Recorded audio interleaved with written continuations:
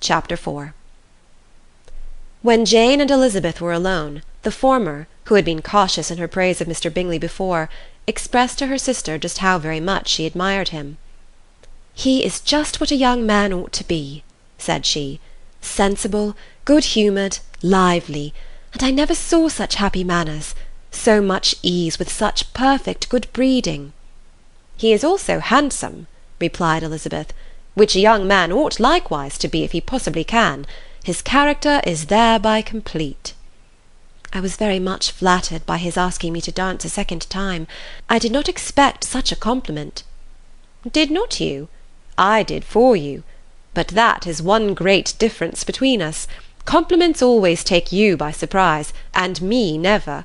What could be more natural than his asking you again? He could not help seeing that you were about 5 times as pretty as every other woman in the room. No thanks to his gallantry for that. Well, he certainly is very agreeable, and I give you leave to like him. You've liked many a stupider person." "Dear Lizzie!" "Oh, you are a great deal too apt, you know, to like people in general. You never see a fault with anybody. All the world are good and agreeable in your eyes. I never heard you speak ill of a human being in your life." "I would not wish to be hasty in censuring any one, but I always speak what I think." "I know you do, and it is that which makes the wonder. With your good sense to be so honestly blind to the follies and nonsense of others. Affectation of candour is common enough, one meets with it everywhere. But to be candid without ostentation or design, to take the good of everybody's character and make it still better, and to say nothing of the bad, belongs to you alone. And so you like this man's sisters too, do you? Their manners are not equal to his." "Certainly not, at first. But they are very pleasing women when you converse with them. Miss Bingley is to live with her brother, and keep his house, and I am much mistaken if we shall not find a very charming neighbour in her." Elizabeth listened in silence, but was not convinced. Their behaviour at the assembly had not been calculated to please in general, and with more quickness of observation, and less pliancy of temper than her sister, and with a judgment too unassailed by any attention to herself, she was very little disposed to approve them.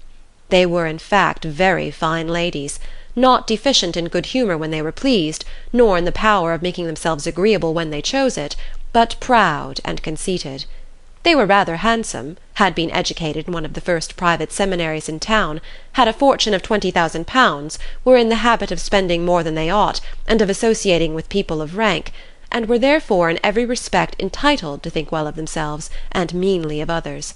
They were of a respectable family in the north of England, a circumstance more deeply impressed on their memories than that their brother's fortune and their own had been acquired by trade.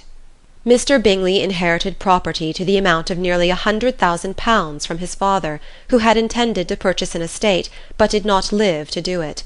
Mr. Bingley intended it likewise, and sometimes made choice of his county, but as he now was provided with a good house and the liberty of a manor, it was doubtful to many of those who best knew the easiness of his temper whether he might not spend the remainder of his days at Netherfield, and leave the next generation to purchase.